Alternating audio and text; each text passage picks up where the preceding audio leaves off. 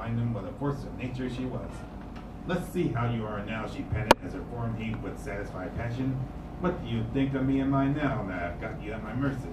He knew he had quite a reply to make, and he could not help but admire her passion.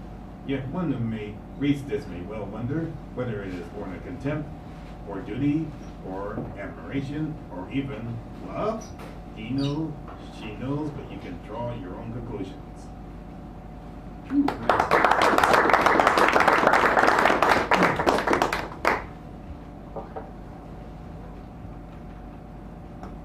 Silly, willy, silly, bay, bridge, still.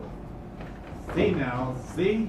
There are times when the legislature will get on their duffs and truly move it, even steamroll over and bulldoze its own protocol to do so. When it's time, for example, to engage in bowing worship, next stop knighthood, subsequent stop sainthood, omnipotent pope, final stop, or so they claim, godhood itself. Remember the fisherman's wife? Whatever, it makes no real difference, it'll still be the Bay Bridge now and evermore, but let this be our teachable moment for today. Legislatures can be such synonyms for duffs.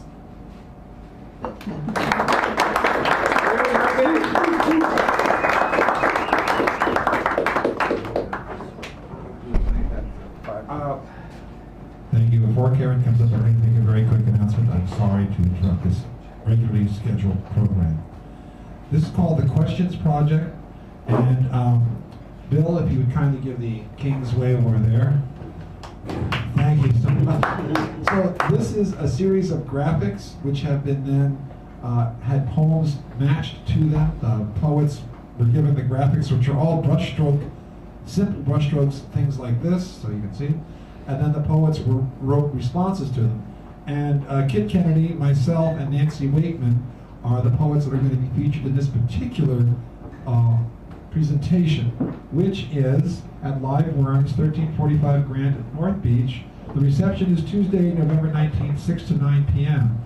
There's music by Alan Posey and with James Rito and Paul Landry. They're going to also be musicians, or? No, I'm hanging up things, okay. of theirs that I've already hung Okay. before. So anyway, I just want to let you know about that. These are the free handbills that I'm going to pass this way that you can take if you're interested in going. And without further ado, we have the lovely and talented Karen Huff coming up here for the mini feature. Give her a big one. I already interrupted her.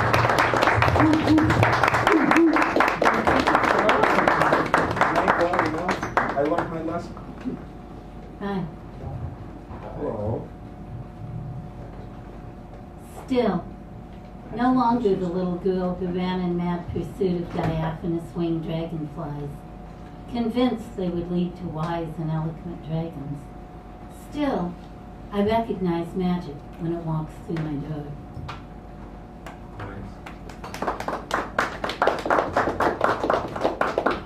This one came from a message that came over the phone of a colleague at work from her cousins in Syria. Wrote it today. It's called School Days. 2 children went to school in Damascus today. A day like any other. A day in autumn. A day when parents were no more worried than on other days like this. When war drags on and you become more passionate about wishing it would cease than about who wins. A girl of 11, a boy the same age, smiling as children do even when disaster lurks in every shadow. 2 children wishing for less homework, a fresh pomegranate, a game of soccer in the street. A boy lying broken in ICU, a girl whose mother's hand shakes, touching a cheek, praying for some small response. Pieces of a bomb, just pieces, fell through their classroom roof today, promoting them from students to collateral damage. Wow.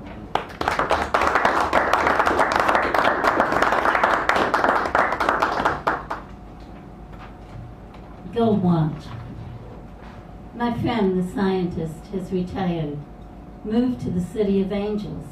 Although she is a fan of Darwin, sees no need for divine interventions. My friend, the scientist, has retired, won't stand with me when another crazy priest tells kids they'll go to hell for heeding our words.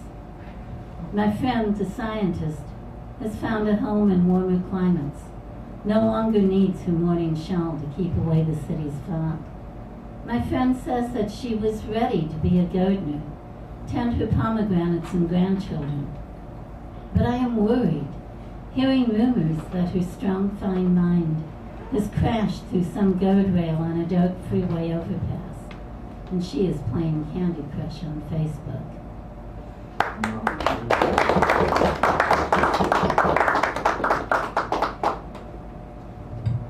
History. Once upon a time, there was a woman who lived on a boat. She was partly fantasy, partly legend, and partly just a tough old boat rat. She conversed with ravens, danced on her deck in the rain, laughed with harbor seals, and cursed with the best of them, checking engines, fixing leaks. She tried to love a man who read the stars, understood the songs of Kronos. He said she was married to her damn boat, so she left him standing on the shore. Tried to love a man who gave her bouquets of tightly woven words. Danced with her in the rain, but did not understand. Thought the sea was boring. Recoiled when he saw her slip and hit her cheekbone on a winch handle. Now she lives on land, walks along the shore beside a man whose conversation, as they look at a harbor, falls naturally into questions of how to sail in and out of it. Why on earth anyone would want to dock where catching the tides is your only hope. But it is enough to know he sees her so. Together they may find that following sea.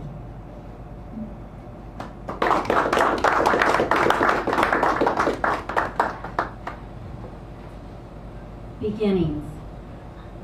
Our love is so new, it is like watching a chrysalis that has decided to hang from your porch lintel. A chrysalis shadowed in colors you have never seen before. You know it is exquisite. You have no idea what it will look like when it emerges, only that now it is strong and fragile and must be handled with care.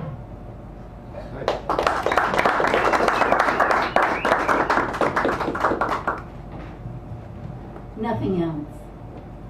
Forgive me. I am in love and can write of nothing else.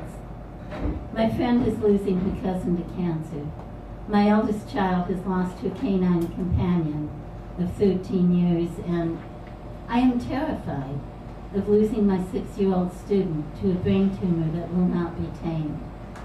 I am afraid of love, afraid of loss, am old enough that most lovers of my youth are dead. So how does one find the courage now to believe? Not in dreams.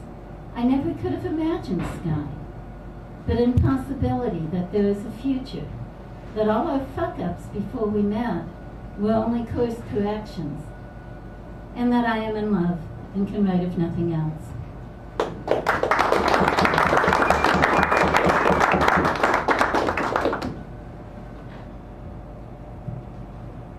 So, obviously, portrait of a lover. His speech is often slow and considered. The rhythms could be mistaken for laconic, except for the clarity that pierces the illusion of casualness. His tone changes in a subtle way when he is merely thinking out loud. He does not strut or hesitate, but moves in a way that shows he is comfortable in his body. This cave belongs to him. Sometimes his face shows the nearly 10 times 7 years. Sometimes it is timeless as a child. He gazes through the eyes of Manawedan on Winter's Beach. There is no room for approximations of life in that look. Sometimes he can make me tremble just by raising my hand to his lips. Sometimes lying nestled against his chest, listening to his heart after we have made love for hours.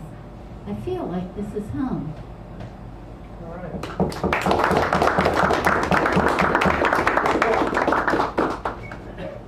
And closing with one that I wrote several weeks ago when this encounter began, called Sky Haiku. Once a stag came to my garden and looked at me the way that you do. Shannon Hawk, ladies and gentlemen, many of you. All right. Mark, then Ambrose, then Bill, Marco Harps will kindly take the stage and give it back as soon as he's done with it. Nice round, man. Chip him up the side. Hold on, bro. Do it. You don't. Hey, Give him the clap. don't give me the clap, I already had it, thank you very much. And that's what happens, see? Yeah. Why worry when it will get worse, I always like to say. Hard. You know, H.D. Moe said one thing to me, said a lot of great things to me. Anyway, one thing that always got me, he said, you know, you shake things up. And so why stop now? It's a shake-up kind of night. It says, Who Owns America? It's written by this gentleman over here. He doesn't want me to read it because he read it a couple weeks ago, but I might anyway. It's so good. This is in commemoration of Veterans Day on Monday. It's kind of a heavy thing here. It's about Vietnam. A guy, a disabled veteran from Vietnam, a Marine called John Musgrave. It's called Snipers, Laughter, and Death, Vietnam Poems. It's one of the books that Steve left us. Thanks to Claire Sue. A bunch of us have a lot of his books. Snipers, Laughter, and Death. This is the title poem. The bullet that killed him was fired by a sniper so far away we didn't even hear the report of his weapon. We sat, the four of us together, eating our sea rats, that's sea rations, and talking of home. The sniper was an uninvited guest to our little party. The bullet, the unwanted intruder into our private gathering. We sat with our packs and rifles beside us on a fire, on a 5-minute break that had stretched to 20, allowing us to heat our seas and relax after a long search through the jungle and a particularly hard climb up to this bare-topped hill. He sat on a log, his M60 beside him, a can of ham and lima beans in his left hand, a spoon in his right. Upon hearing a particularly funny comment on the subject of muff diving, he threw his head back in loud laughter with his mouth full of lima beans. It was at that moment that the sniper chose to kill him. We heard the crack of the bullet at the instant it struck, tearing through flesh, dreams, hair, love, bone, and hope, splintering the life, shattering the future, and cutting short an outburst of happiness. I was sitting directly across from him on my back, giggling into a spoonful of meatballs and beans, and was frozen as the bullet threw him up and over the log, his arms flying out to the sides like the crucified Christ, hitting me with his can of ham and limas. I jumped over the log, now supporting only his feet, and lay beside him in hopes to save him from death, but I could see all hope had spilled out on the ground behind his bloody blonde hair. His head lay on its side on his left shoulder, mouth still full of lima beans and wide from laughter, but his eyes were open wide in surprise. There was just that one shot and nothing more. I stood and began picking the lima beans off my face and flak jacket and wiping his blood from my hands, when suddenly I realized he had died laughing. Jesus Christ, he died laughing. That lucky bastard. But on a lighter note, folks. Good call. I call this one Single Prayer Health Plan. It's an open letter to our president. Dear Mr. Obamacare, since I voted for you twice and now I'm fighting ills, I think it would be nice if you paid my bills.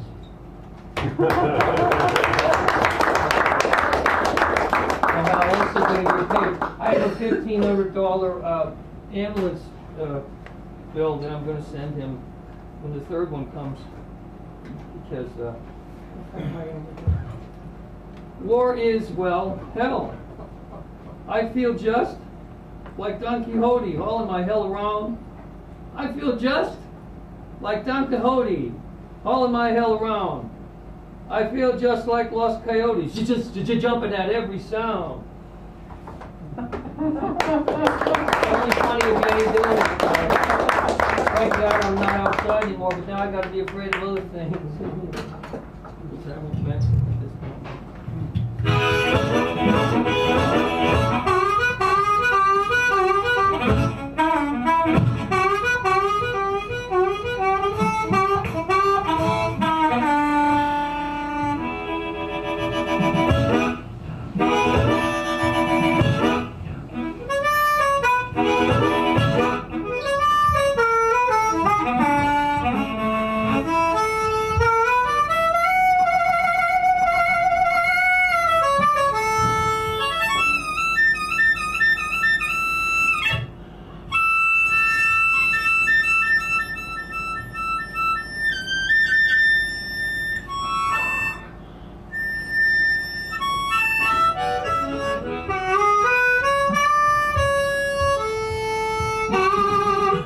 Jack and I have been helping this move a man out of his apartment who's a World War II veteran, and he's about to go wherever we go when we aren't on this side anymore. What the hell you say? And so I mean, you know, everybody's anti-war, Uncle Scam, yada yada. But people that go to war don't want to go to war.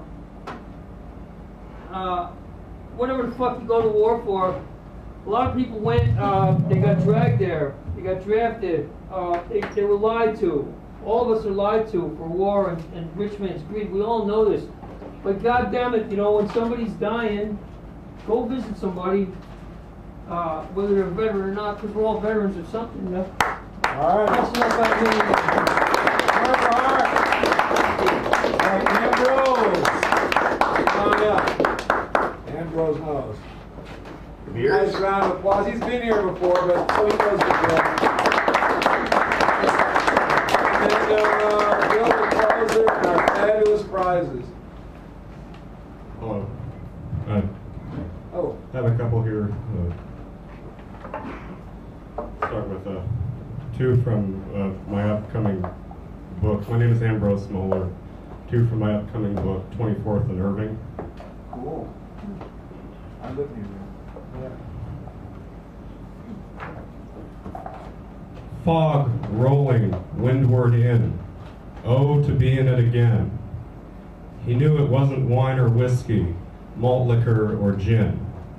Intoxicating though they be, persuasive as another me, but calling him to home within the cloud bank from the sea. It spoke to him yet silently, and soft as nothing in its way. Over his heart it held such sway, the damp and gentle gray. And cold nights leeward bound, alone within a cloud, a melancholy crowd, these months of sunless days.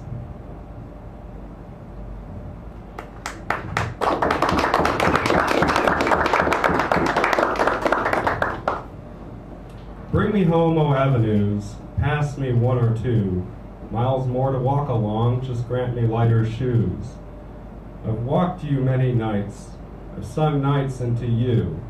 You fill me with such sorrow, your grays and your blues. See me home, O avenues, whilst I in twilight creep. Your silence is my company, your fog and cold my keep. Of both I've drunk heroically, your gentle grade is steep. I comb your sidewalks stoically, till as one of yours I sleep.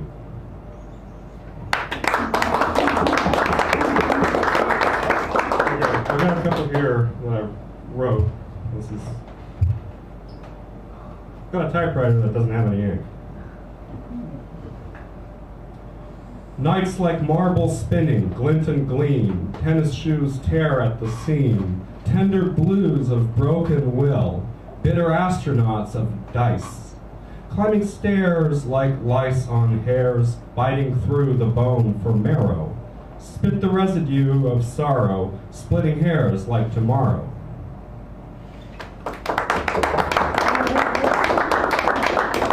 This is a timely one, a little too soon. Earthquake weather. The holidays come early this year. Fear. 45 days of cheer. Times change and fall back going forward. Make a change, come the first. Last time was painless, call it the worst. And why didn't it hurt? But isn't it clear that neither rhyme nor reason can save this roast? Season's greeting, passed out in the hall, in front of the door, decked in puke, nobody's host. Thank you. And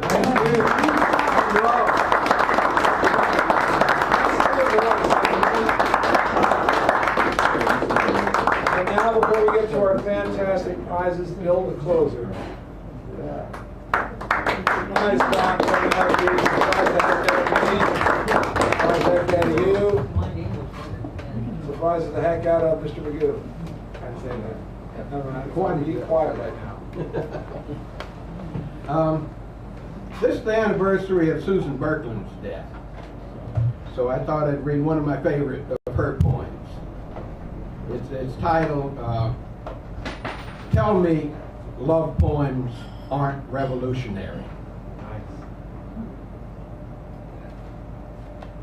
When money is over, who are you? Sometimes a kiss, sometimes a catastrophe. Inside, outside, oh my darling. Big door opens in the middle of the night, perfect pitch in every language. Home is where you come to me, and I return most naturally. Listening to the song we came in on. God lays down in the Euphrates, his root, her water. When money is over, sometimes a kiss. Our days more and more like this.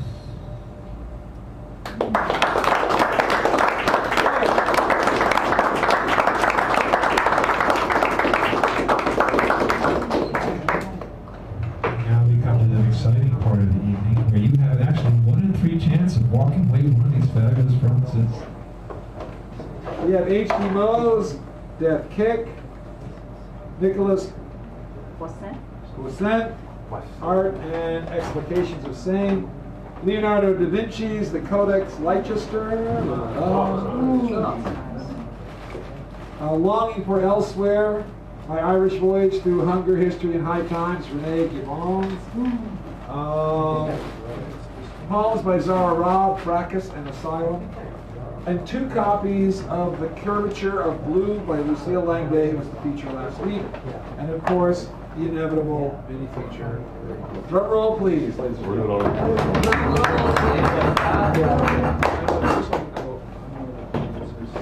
Eddie.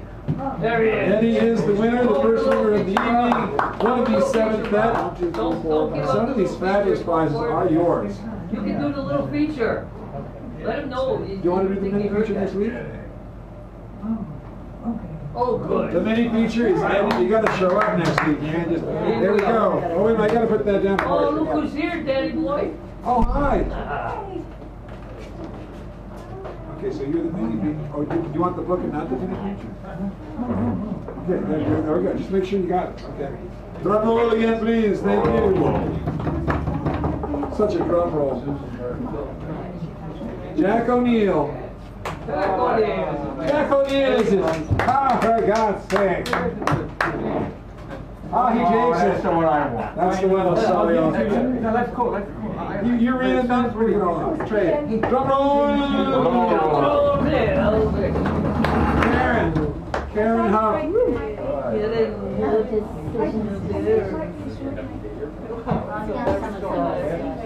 Lucille Langday and Jack Melander.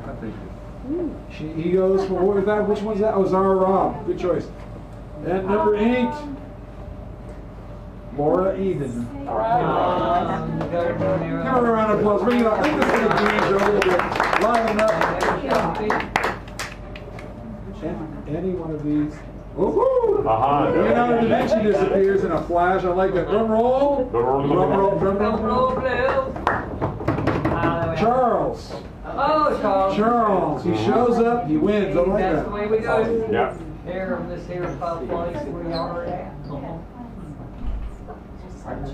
Yeah, I know. I do things. Why does that go?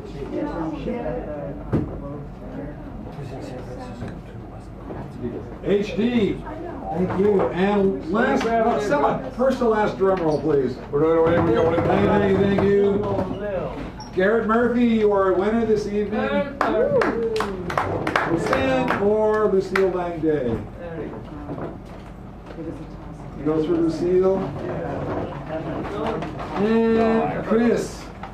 I was wondering when I was going to win. Oh, there you go. Thank you so much. All right. That's what I would have chosen. Really? The mini, Yes. the mini. We got Color the mini. pictures. Oh, The that's lady's it. got the Well, mini. there's got color pictures in here. Ladies and gentlemen, thank you so much for showing up. Give yourselves a round of applause. Yeah. Applaud for someone that you applauded for before they You know, I never really applaud for yourselves and just let you know, same bat time, same bat station. 7 o'clock next Wednesday, and Tom Holberg will be the feature. Tom Holberg, the feature next week. John Holmberg. And all the announcements.